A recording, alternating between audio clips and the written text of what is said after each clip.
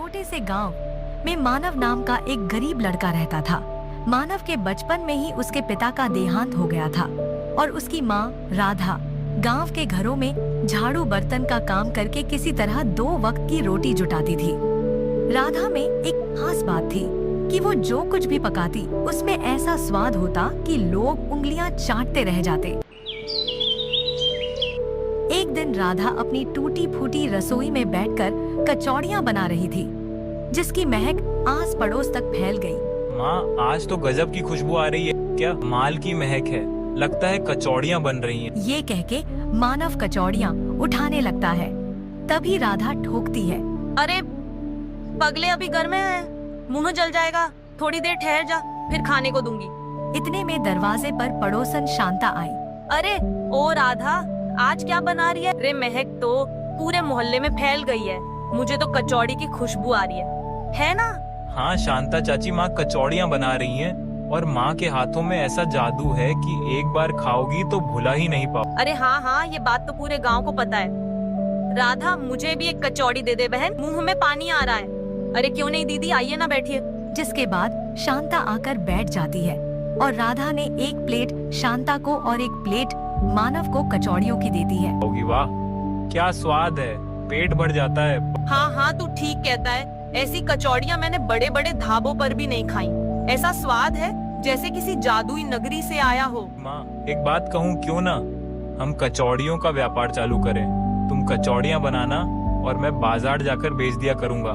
बेटा, ये सब आसान नहीं होता है, इसके लिए बहुत सारा पैसा चाहिए पड़ता है। तू जानता है ना हम कितनी मुश्किल से एक वक्त की रोटी के लिए भी कैसे इंतजाम करते हैं। राधा, इसमें कौन सी बड़ी बात है?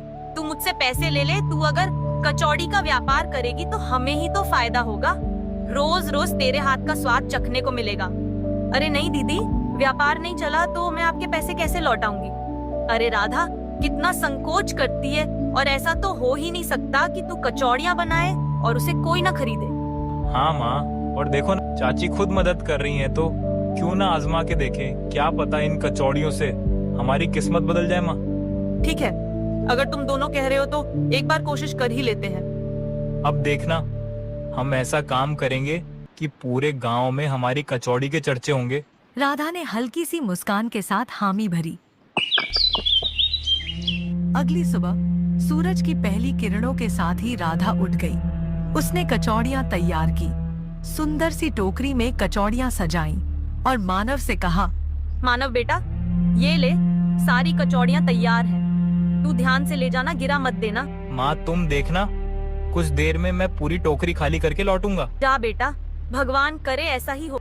मानव पूरे जोश के साथ गांव की गलियों में घूमने लगा। आओ भाई, माँ के हाथ की गर्मा गर्म कचौड़ियाँ एक बार खाओगे तो बार बार आओगे। लेकिन मानव ने देखा उसकी कचौड़ियों की तरफ कोई देख भी नहीं रहा, बल्कि लोग मोमोज और बर्गर के ठेले की तरफ जा रहे हैं। चलो चलो मोमोज खाने चलते हैं। नया चाइनीज ठेला खुला है, चलो वहाँ कुछ अच्छा खाते हैं। ये देख मानव बहुत उदास हुआ।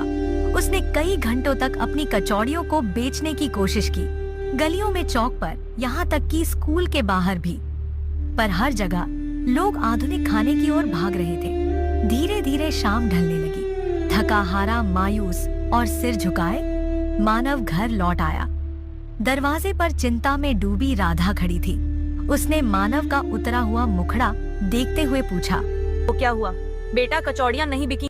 मानव ने टोकरी उतारी, जिनमें अब भी सारी कचौड़ियाँ भरी हुई थीं। माँ, हमारी कचौड़ियों को किसी ने नहीं खरीदा।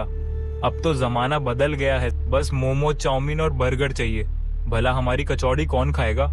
बेटा, हार मानना आसान होता है, मगर फिर उठना असली बहादुरी वही है। और आज तो पहला दिन है, व्यापार चलने में समय लगता है। मानव की आंखों में आंसू थे, लेकिन माँ की बातें सुनकर उसमें फिर से एक हल्की सी उम्मीद की किरण जग गई।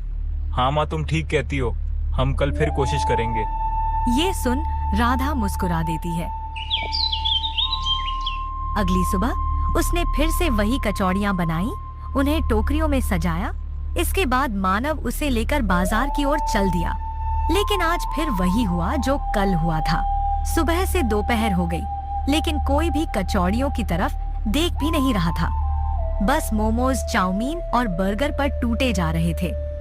थक हार कर मानव एक कोने में बैठ गया। तभी उसके दिमाग में एक चतुराई भरी तरकीब आई। वह उठा और बाजार के बीच खड़ा होकर जोर जोर से चिल्लाने लगा।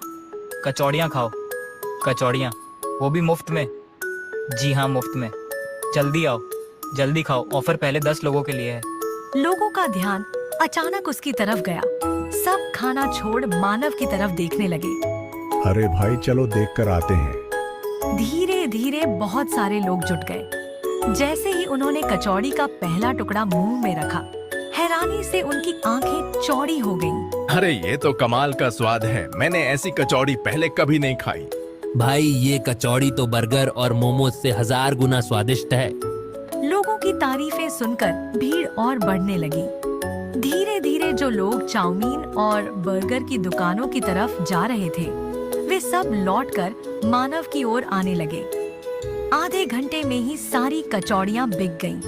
For my baby's delicate skin, I believe in a soap with the goodness of natural ingredients. That's why I trust Himalaya Gentle Baby Soap, the #1 doctor-prescribed brand. It gently cleanses without drying for delicate skin. I trust only the best. पैसे को मुट्ठी में कसकर मानव ने गिनती की। ये देख के मानव बहुत खुश था। शाम को वो दौड़ते हुए घर पहुंचा। राधा आंगन में बैठी थी। माँ, सब बिक गया और ये देख कितना मुनाफा हुआ है। पैसे देख राधा की आंखों में चमक आ गई। भगवान का शुक्र है, मुझे तो लगा था आज भी ग्राहक नहीं मिलेंगे। माँ, ऐसी भीड़ लगी थी कि पल भर में सारी कचौड़ियाँ खत्म हो गईं। कल से हम और ज्यादा कचौड़ियाँ बनाएंगे। मानव हमेशा की तरह मुस्कुराता हुआ अपनी टोकरियों के साथ बाजार जा रहा था। ये ससुरा मानव हमारे धंधे में आग लगा दी। सही कह रहे हो, सारा धंधा ही चौपट कर दिया है। पहले कितना व्यापार होता था और अब तो खाने के भी लाले पड़ने लगे हैं। हाँ, इसका तो कुछ करना पड़ेगा। करता हूँ भाइयों, कल से ये कचौड़ी वाला यहाँ नहीं दिखेगा। अरे क्या करने वाला है तू उसके साथ? बस तू देखता जा। अगले दिन मानव हमेशा की तरह मुस्कुराता हुआ अपनी टोकरियों के साथ बाजार जा रहा था। तभी 4-5 हट्टे कट्टे लोग उसे चारों तरफ घेर कर खड़े हो गए। ऐ छोरे, आज तो तू गया। इतने समय से हमारा व्यापार बर्बाद करके हमें सड़क पर ला दिया। अब तुझे नहीं छोड़ेंगे।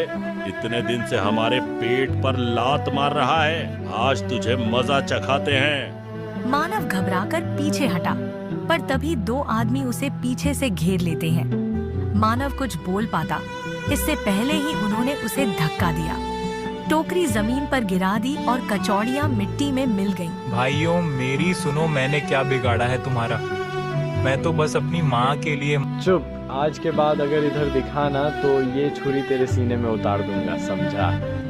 डरे हुए मानव ने अपनी टूटी हुई टोकरियाँ उठाईं और चुपचाप वापस घर की ओर चल पड़ा।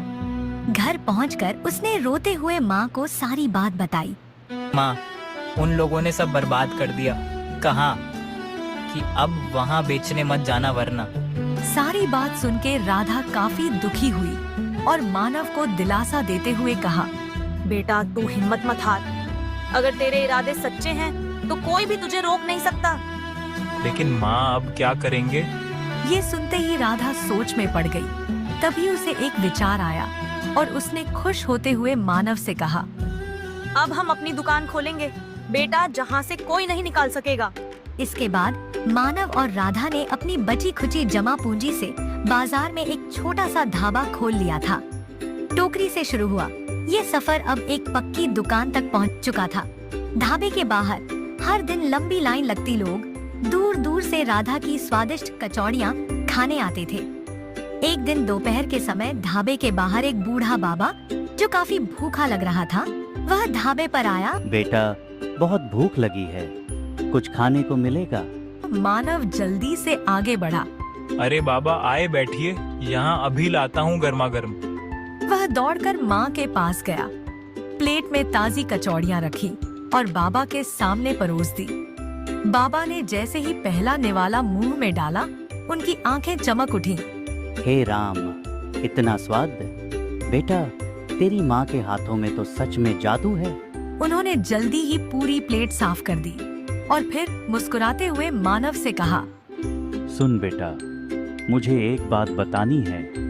यहाँ से उत्तर दिशा में जंगलों के पार एक बड़ा राज्य है शीतलपुर, लेकिन वहाँ की राजकुमारी प्रियांशी को कोई भी चीज स्वादिष्ट नहीं लगती। देश विदेश के बड़े बड़े बावर्ची हलवाई सब हार चुके हैं, लेकिन किसी का बनाया हुआ खाना राजकुमारी को पसंद नहीं आया।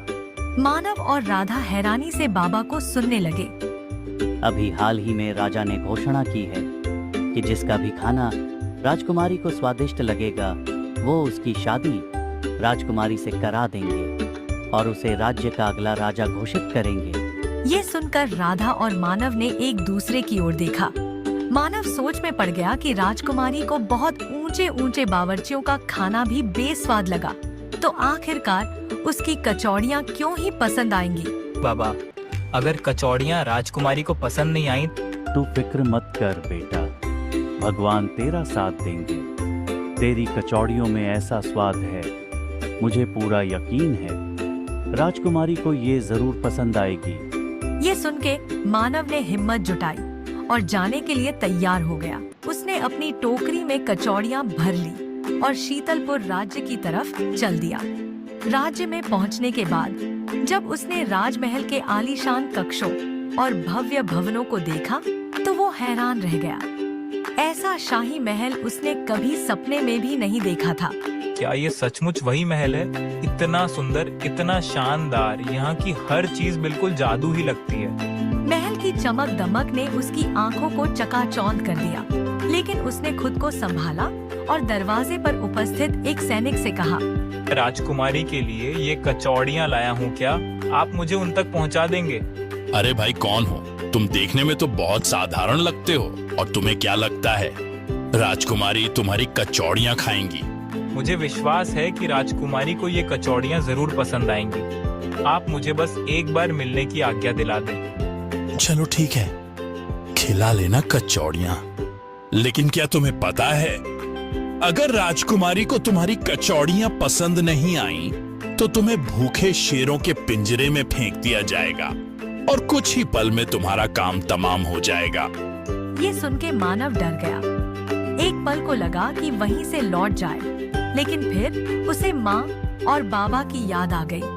उसने सोचा, माँ और बाबा ने इतने विश्वास से मुझे यहाँ भेजा है, मैं ऐसे लौट नहीं सकता। ये सोचकर उसने कहा, कोई बात नहीं सैनिक जी, आप बस राजकुमारी जी से मिलवा दीजिए।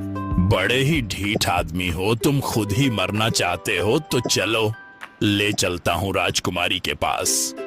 राजकुमारी प्रियांशी कमरे में बैठी हुई अपनी दासी से कह रही थी, आज फिर से खाने का कोई स्वाद नहीं है।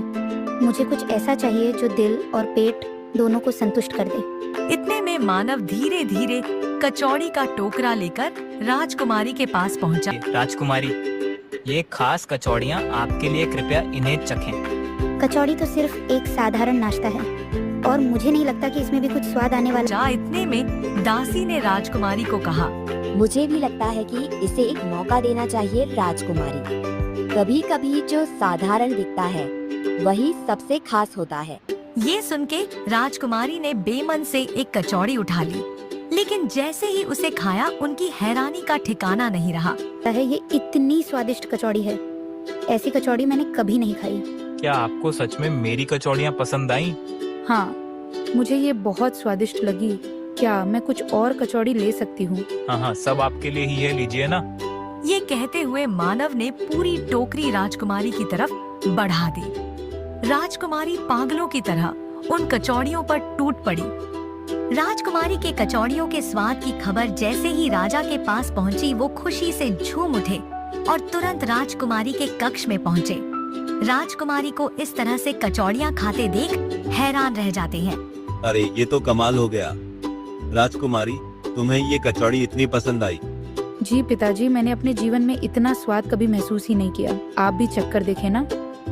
अच्छा, देखता हूँ जरा। मेरी राजकुमारी को इतना भा गया है तो जरूर कोई खास बात होगी। राजा ने धीरे से कचौड़ी का एक टुकड़ा उठाया, मुंह में रखा और फिर उसकी आंखें आश्चर्य से फैल गईं। वाह, ये तो सच में अद्भुत स्वाद है। इसलिए मैं आज पहली बार अपनी बेटी को इतनी तृप्ति से खाते देख रहा हूँ। ये नज़ारा मेरे लिए अनमोल है। ये कह के राजा कुछ देर तक राजकुमारी को ऐसे खुशी से खाते हुए देखते रहे। फिर कुछ देर बाद उन्होंने सबको दरबार में बुलाया। सुनो सभी दरबारियों, मैंने ऐलान किया था कि जो व्यक्ति मेरी बेटी के स्वाद को संतुष्ट करेगा, मैं अपनी बेटी का हाथ उसे दूंगा। इसलिए मैं अपनी बात कायम रहते हुए अपनी बेटी और इस राज्य की राजकुमारी का विवाह मानव के साथ घोषित करता हूँ। ये सुनते ही दरबार में एक पल को सन्नाटा छा जाता है। फिर सब तरफ तालियों और खुशियों की गूंज फैल जाती है। इस तरह से एक साधारण सा कचौड़ी वाला शीतलपुर राज्य का राजा बन गया।